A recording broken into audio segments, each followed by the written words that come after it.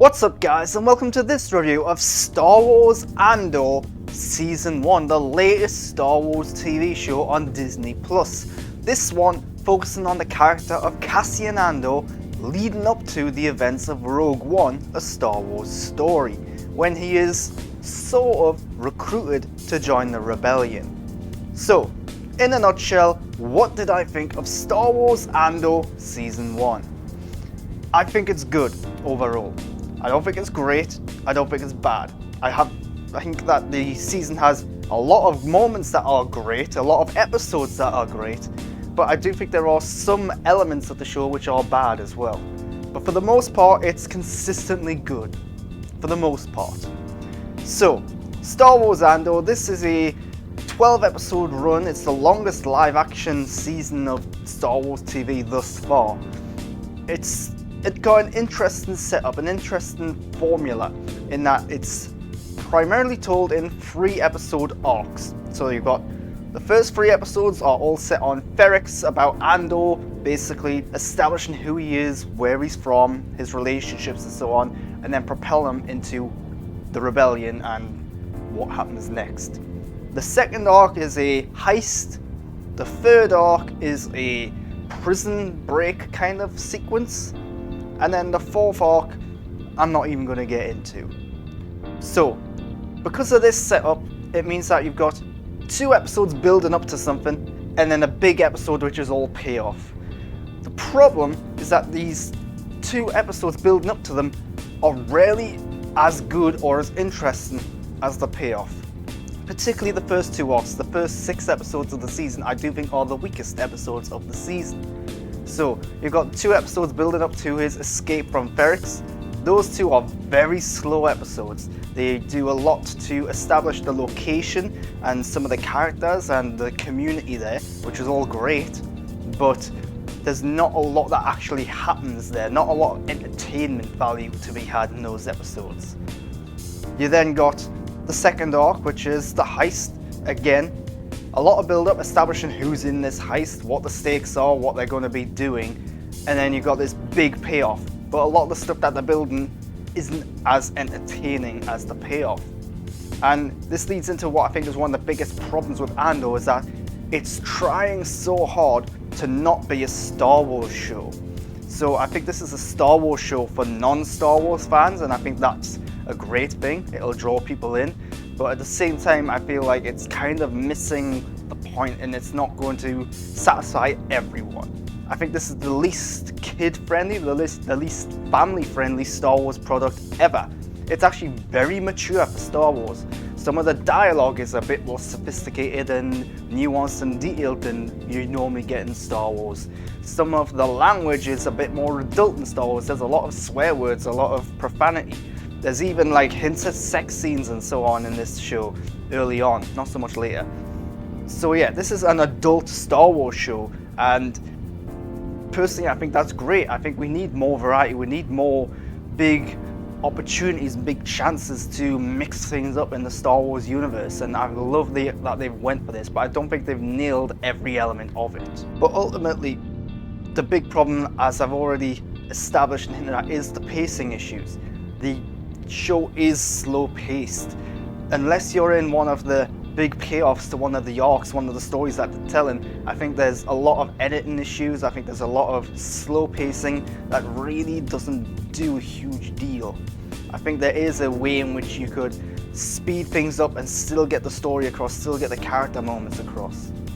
And I do think that the final 6 episodes are flat out great for the most part. I do think this is just these first 6 episodes which are the troublesome ones, where they are trying to establish a lot, which then does pay off in the last 6 episodes. So, you know, it works out in the end. The prison arc, for example, which is actually longer than 3 episodes, is, I think, the best part of the whole season. The fact that it shows you what an Imperial Empire-run prison is like and what they're doing, and the visuals, the costumes, the setup, the other characters that were introduced there. I think it's all very fascinating, very well done. And of course, who doesn't love a good like prison break style episode? And that's what it all results in. And it's really fun, really entertaining from beginning to end in that particular arc. And it all leads up to a fantastic season finale as well, which again, builds upon everything that happened, including from like the first episode and so on. So yeah, while the first 6 episodes I do think are the most problematic, I do think that a lot of what they do does pay off in the back end, in the prison arc, in the final episode and so on. And that's a really good thing. There seems to be a lot of foreshadowing in Andor, a lot of setting the stage for things to come. And it is worthwhile in the end. It'll be interesting how much that works in a repeat viewing. I've only watched it once. So yeah, maybe if I watch it again it might be a bit better, because I'll be like, oh, I know what that character is, I know who that character is now, I know what they're building up to, I know what this is hitting at. So that could work better on a repeat viewing. One of the things I do love about the show is the exploration of the Empire, of Coruscant, of the bureaucracy, of the politics, of the ISB. I love the fact that they've got the ISB in this show. This is the first time they've been shown in live action, sort of. And the fact that they are like the CIA of the Empire is really cool. I love how we see the like just normal living day environments of people on Coruscant, from whether you're just in a small apartment or if you're in like a luxury Senate apartment or something like that. I love the exploration of like, what does the Empire do? The Empire is tyrannical. They are running things through oppression. I love the exploration of all the themes and messages behind that and how it relates to real life things like the whole Donald Trump era and the fascism and the socialism, and it relates to politics in a big way, and it's got a lot to say and it says it very, very well. And I think this show, Star Wars Andor, is probably the best exploration of why people dislike the Empire. In a lot of the movies, for example, say, oh, they're going out, they're killing people, they're doing bad things, they're evil, they're very like fantastical bad guys. In this though, it's much more grounded, much more real and believable, and it shows how they're doing it on a street level basis, how they are just basically ruthless, they are oppressive, and they are abusive. And that's really cool, a new dynamic to them. We knew that stuff was going on, but to actually see it is, I think, very important. So to talk about the characters though, Cassian Andor, of course, is the main character. He was in Rogue One, A Star Wars Story. He was a bit of like an assassin spy for the rebellion. Here we're getting to see how he becomes that. And by the end of the first season, we're not quite there yet. We do know that he's takes no prisoners, so we do know that he isn't hesitant to kill someone if he has to. He's got no problem doing that. He is likable enough, but one thing that I do notice about this show is that he's, for the most part, not entirely, but for the most part, he's kind of just going with the flow. A lot of the stuff that's happening is happening around him, and he's kind of reacting to it and trying to just survive and make his way in the galaxy in a sort of strange way. So he's not a hugely active protagonist. He is at certain points, like in the prison arc and like in the final episode, for example, and he does play a part in like the heist and so on. But a lot of what's happening, he is just there along for the ride, and he has to just contribute a little bit. And so in many ways, Cassian Andor is a conduit for us, the viewers. He doesn't do a huge amount of talking. We don't get a huge amount from him. We do see flashbacks. We know that he was basically kidnapped and adopted, and yeah, that's kind of overlooked at certain points. We know that he's got a mother who loves him, but not his biological mother. We know that there's a sister out there somewhere, which is then forgotten about again. Will a lot of these stuff, will the things about his past come back in season 2? I don't know. I can imagine this stuff is going to come into like maybe a comic book or something. But yeah, there's a lot of interesting stuff about his backstory, which is mentioned and brought up, but then just put to the side and forgotten about seemingly. So that's interesting, but also weird. Who knows? But Cassian, he is likable enough as the protagonist. But I don't think he's the most interesting character in the show. You've got the return of Mon Mothma. We're seeing how she started the rebellion on her side of things, on a political side of things. She is struggling to fund the rebellion. She's trying to find ways to get money. She's being spied upon. We know that she's got a new driver who is eavesdropping on her conversations and so on and so forth. It really shows that, hey, being in the Empire, it doesn't matter if you're on the street level, it doesn't matter if you're popular or famous or well known, you are a target. You are going to be looked down upon by the Emperor, by the Empire. You are a suspect at all times. And it really does a good job of exploring that. The fact that when she meets with Luthen, that always happen to speak in code, that always happen to be like nudge nudge, wink wink and stuff like that, and they've got to do it in secret. They've got to try and disguise their purpose for meeting, and that leads into the other character, Luthen, played by Stellan Skarsgård. Brilliant.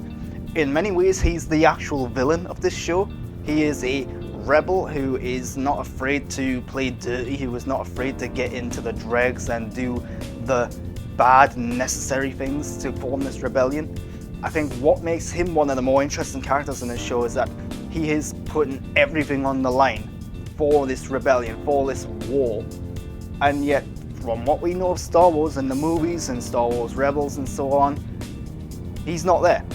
He's not mentioned, he's not seen. Doesn't mean that he's not actually there. They could easily insert him here or there or whatever, but I get the feeling that this is a character who literally sacrifices everything to start something that he will never see. So I really like that idea. So yeah, I'm really curious to see where that goes in season 2, and clearly he's a darker character despite being on the hero's side. That's what makes him really interesting. What motivates him though is a little vague, and I do want a bit more explanation, a bit more exploration into that. There are hints of it early on, which has weird ties to like some Legends Star Wars material, like Knights of the Old Republic. I'd love more exploration into that, but I get a feeling that a lot of what fuels Luthen isn't going to be shown in this show, and I think it's actually going to be in like a comic book or a novel or something. And that's cool, it's really interesting, but it would be really good if it's in the show at some point, if we just get a little further like hammering home like this is why Luthen's doing what he's doing. And the main reason for this is because it looks like he's actually got it pretty well off. He's got nice clothes, he's got a ship. We don't know where he lives, I don't believe, unless he does live on his ship. He's got a decent business, he's clearly wealthy, and things are working out for him. So why does he care about the rebellion? Why does he care about fighting against the Empire? That's what I want to know. But just to get back to Mon Mothma just for a little bit, is that what's really eye-opening is that this is a character that we knew. We know her from the movies, we know her from Star Wars Rebels and all the novels and comics and so on. She's the leader of the rebellion, eventually. Yet this show has a very different version of Mon Mothma. Yes, it fits into the canon, it fits into everything that we know from Mon Mothma, but what's really fascinating is that there's still aspects of her character that we never knew. Like, she's married, and she's got a daughter. I never knew that. And her family dynamic is really interesting and kind of messed up in that the relationship that she has with her husband is not a good one. It clearly seems like she was in a political marriage rather than a one out of love, and there's clearly no love between them. And even then, her daughter really does not like Mon Mothma. Her daughter seems to have these old-fashioned ideals that are perhaps being passed down by her father, and the relationship between her and her mother is interesting. I hope we see a bit more of that in season 2, because it's just really cool and interesting to see that we've got a familiar character and we're still learning new things about them, new things that are like eye-opening. Like, again, I mentioned how certain things aren't in the movies and so on. Mon Mothma's husband, Mon Mothma's daughter, isn't in any of the movies. They're not in any of the novels or the comic books. So what happens to them? I don't know. They're never mentioned, they're never heard from, they're never seen. So does that mean something happens to them here? What makes Mon Mothma kind of forget about them, or not necessarily forget about them, but why aren't they mentioned is a significant thing, because a husband and a daughter, especially the daughter, they are significant characters in her life. It's bizarre that they aren't brought up later on. So that's something I really hope they address. In terms of characters as well, one of the things I do want to point out is that while this is a really cool Star Wars show and it's a really well done show, it doesn't always look or feel like Star Wars because there aren't a lot of aliens. So a lot of the stories that they're focused on are very human-driven stories. The prison arc, I think, is a great example of one that it's fine to not have the aliens there. It makes sense that there's no aliens in this prison because you would have to build new facilities, new environments, new tools and items and so on for each different species. And it's just like, how do you do that? It's not realistic. So I get that there's no aliens there.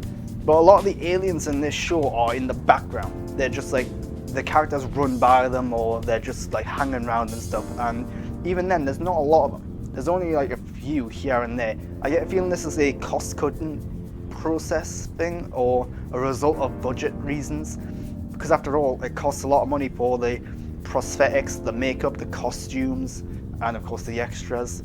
So maybe they do cut down on the aliens to save money.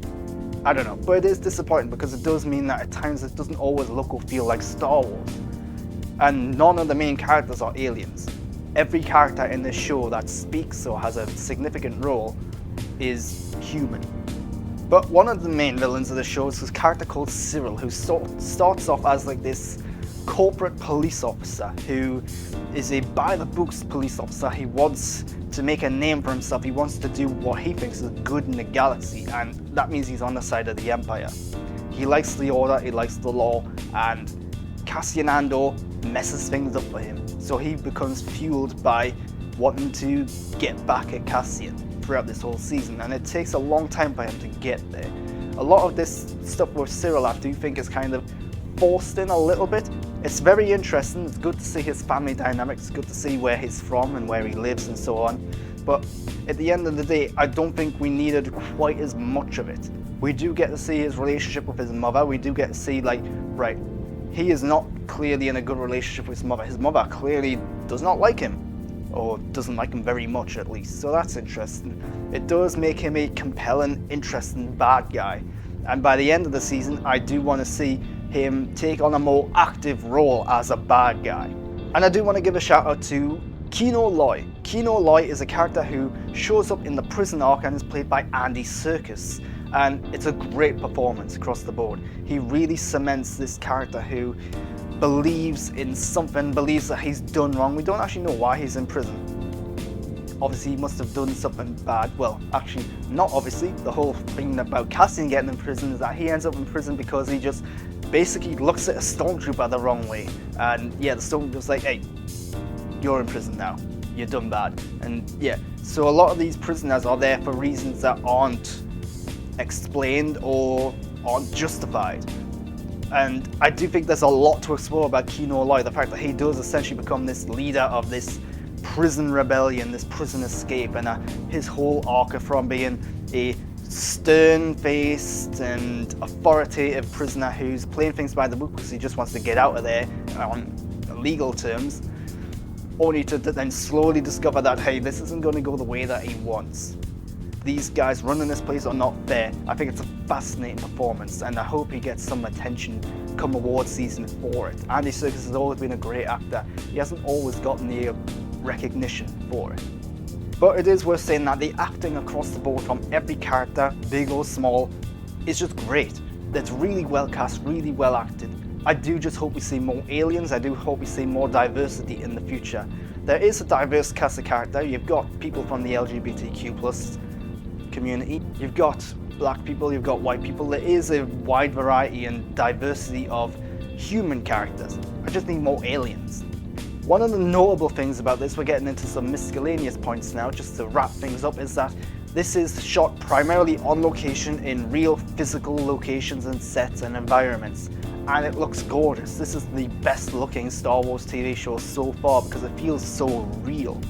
A lot of the Star Wars stuff so far has been shot in the volume, a stage essentially, and that's cool and it looks really good and interesting at times, but it does have its limitations, and it does rely on artificial lighting and CGI and special effects to enhance a lot of what's happening. So to have this set in real places really helps it come alive a bit more. It does again limit certain things because budget reasons, you can't create a huge fake city for real. Although I do think they actually built a huge set for this in certain areas. And yeah, just the whole look of the show is really cool. The sets, the locations, the costumes, the props, fantastic across the board. The CGI, which there is a lot of because it's still Star Wars, is really good too. And speaking of which, the action scenes. There's not a huge amount of action scenes. The action scenes are primarily in like the third episode of each arc. So you've got the escape from Ferrex, you've got the heist, you've got the prison break sequence, and you've got the stuff in the final episode. The action scenes are really good. They're very grounded, very gritty, very believable. There's even a small space battle kind of sequence at some point. I'm not going to talk too much about that, But the CGI, the special effects, the action scenes are all really good. It feels like they've put a lot of care and attention into them. It feels like they're being very creative, trying to give us something a bit different, yet also familiar. The space battle stuff, for example, we've not quite seen something like that in Star Wars, although we do know it happens. So it's cool to actually see that. And then I do want to give a shout out to like this factory sets battle action scene in the end of the first arc, which is really cool and creative, with people on one side shooting people on the other. Well, it's got like swinging boulders and bits of building flying all over the place. It's very cool, creative, and it's very tense and exciting. And all of the action scenes have these like moments where it does feel like they've thought about how can they implement the environment, how can we implement this item here, this is a cool little area, can we do something with that? It does feel really planned out, and that's really good. The score and the music, obviously it's not John Williams, it's not your classic Star Wars music, but it does have these Star Wars motifs in there. It does still feel and sound like Star Wars, while also mixing in some new like techno and electronic elements to there. It's very suitably dramatic, it's very suitably emotive, and I think it really sets a darker tone and mood and theme for the whole show. The score is just fantastic. But the real shining thing about this show is the dialogue and the writing. Almost every line of dialogue is quotable. Almost everything the characters say feels like a speech, feels like a statement, feels like it's well thought out. And the writing is fantastic. There are moments where characters are given these huge, impactful, emotive speeches, only to then later in the episode get another huge, impactful, emotive speech. They're very rarely repeating themselves. There's a lot of important information being passed along and a lot of relevant information. And it's very quotable, it's very interesting, it's very cool, and it works incredibly well, particularly in the back end of the season when they are starting to establish this rebellion, where they are trying to rally people to their cause and to build up like momentum and adrenaline in people, and it works incredibly well. The writing's fantastic across the board, really well done, in terms of the dialogue in particular. But ultimately, that's my review of Star Wars Andor Season 1. I do think it's good. I think there are moments and elements of greatness in here. I think there are moments and elements in here which are some of the best Star Wars we have in years. But I do think the first half of the season suffers from pacing and editing issues. I do think at times it suffers from not always feeling like a Star Wars show or a Star Wars movie or anything Star Wars related. And I get that. That can be a good thing in a certain viewpoint. I'm curious to know if this works better on a repeat viewing, particularly the first half of the season. But there are really good story moments, there are some really cool character moments. It's all very fascinating and interesting, showing how the Empire is oppressive and how the rebellion is formed. The characters are likable enough, the characters are interesting enough. The action scenes are cool and interesting, although you do have to build up to that. And yeah, overall, a very good TV show, one of the better Star Wars products we've had in a long time. And if you've liked this review, why not subscribe to my channel to get more content like this, and of course, leave your thoughts on Star Wars Andor in the comments and feedback down below. And follow me on Twitter and Instagram at @the_Grant Burton, and now also on Hive at just Grant Burton. So, that's all I've got for now. Thanks for watching.